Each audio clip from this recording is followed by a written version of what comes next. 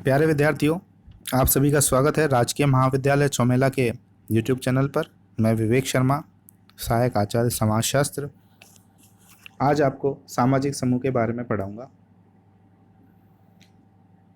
सामाजिक समूह ऐसे व्यक्तियों का संग्रह है जिनके बीच किसी न किसी प्रकार का संबंध पाया जाता है।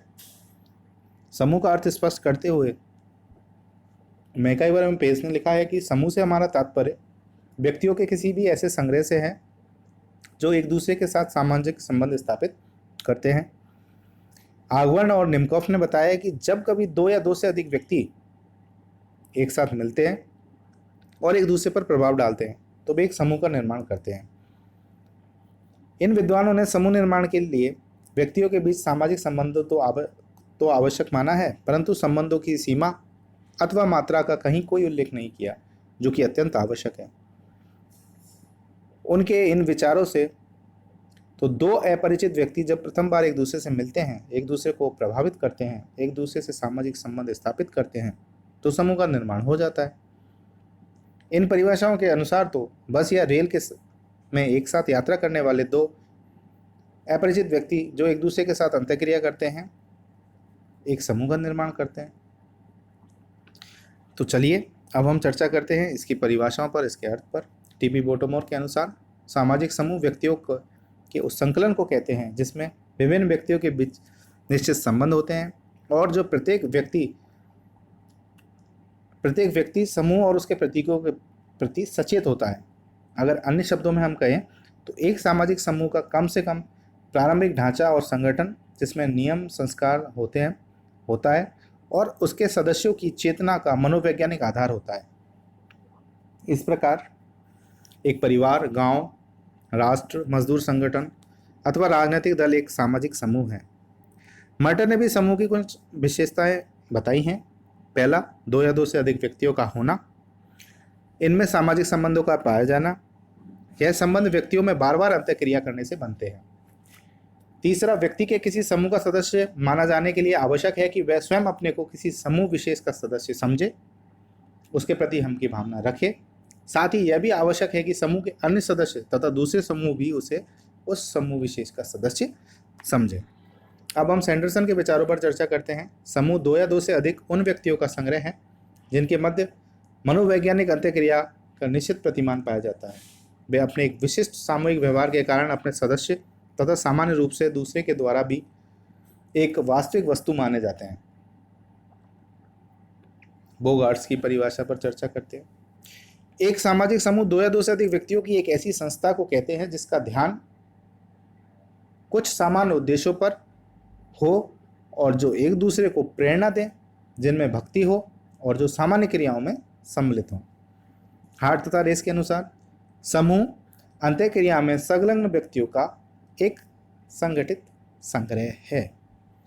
अब तक हमने जितनी भी परिभाषाओं पर चर्चा की उससे स्पष्ट है कि जब दो या दो से अधिक व्यक्ति पारस्परिक रूप से एक दूसरे को प्रभावित करते हैं तथा किन्हीं सामान्य हितों के लिए एक दूसरे के साथ अर्थपूर्ण अंतःक्रिया के द्वारा संबंध स्थापित करते हैं तो वे एक समूह का निर्माण करते हैं। चलिए अब हम सामाजिक समूह की विशेषताओं पर चर्चा करते हैं। पहला, व्यक्तियों का समूह। किसी भी समूह का निर्माण एक अकेले व्यक्ति द्वारा नहीं हो सकता, इसके लिए दो या दो से अधिक व्यक्तियों का होना आवश्यक है। इस संदर्भ में गिलेन एवं गिलेन लिखते हैं कि समूह की आधारभूत विशेषता दो या दो से अधिक व्यक्तियों के बीच प्रत्यक्ष अथवा अप्रत्यक्ष संपर्क का होना है। कार्य विभाजन। प्रत्येक समूह का निर्माण किसी न किसी उद्देश्य के कारण ही होता है। इस उद्देश्य की प्राप्ति के लिए समूह के सदस्यों में कार्य विभाजन कर दिया जाता है। सामान्य रुचि। किसी भी समूह की स्थापना उन्हीं व्यक्तियों द्वारा होती है जिनकी रुचि एवं हित सामान्य हो। विरोधी हितों वाले व्यक्ति समूह का निर्माण नहीं कर सकते। समूह में एकता। कोई समूह के रूप में उसी समय तक कायम रह सकता है जब तक उसके सदस्यों में एकता की भावना पाई जाती हो। इसके अभाव में समूह टूट जाता है। अतः सदस्यों में एकता एवं हम की भावना होना अत्यंत आवश्यक है। ऐच्छिक सदस्यता। समूह की सदस्यता ऐच्छिक होती है। व्यक्ति सभी समूहों का व्यक्ति सभी समूह का सदस्य नहीं बनता, वरन उन्हीं समूहों की सदस्यता ग्रहण करता है जिनमें उसके हित, आवश्यकताओं एवं रुचि की पूर्ति होती है। स्तरीकरण। समूह में सभी व्यक्ति समान पदों पर नहीं होते, वरन वे अलग अलग परिस्थिति एवं भूमिका निभाते हैं। अतः समूह में पदों का उतार चढ़ाव पाया जाता है।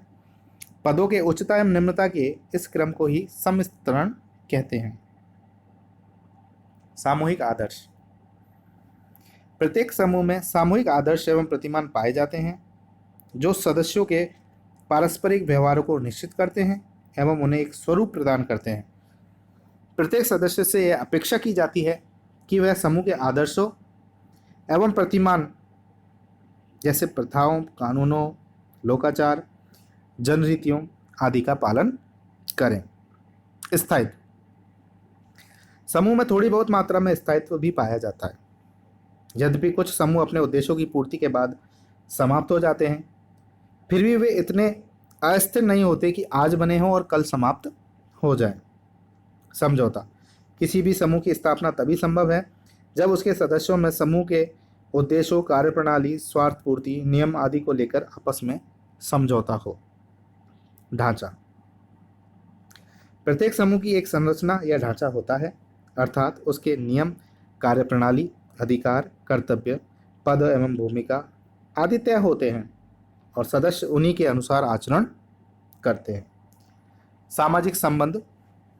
समूह में केवल व्यक्तियों का होना ही पर्याप्त नहीं है, वरन उनके बीच सामाजिक संबंधों का होना भी अनिवार्य है। जागरूकता। मैकाइवर एवं पेज ने पारस्परिकता एवं जागरूकता को समूह के आवश्यक तत्व के रूप में स्वीकार किया है। एक समूह के सदस्यों में परस्पर सहानुभूति एवं सहयोग की भावना पाई जाती है। आदान प्रदान। एक समूह के सदस्य अपने विचारों का ही आदान प्रदान नहीं करते, वरन एक दूसरे के कष्ट में सहयोग एवं सहायता भी करते हैं। सहयोग एवं आदान प्रदान से ही समूह के सदस्य अपने सामान्य हितों की पूर्ति कर पाते हैं। तो बच्चों, आज हमने सामाजिक समूह का अर्थ और उसकी परिभाषाएं जानी। सामाजिक समूह की विशेषताओं पर आज हमने चर्चा की। मैं उम्मीद करता हूं कि आपको ये अच्छे से समझ में आए होंगे। मेरा वीडियो अंत तक देखने के लिए आपका धन्यवाद।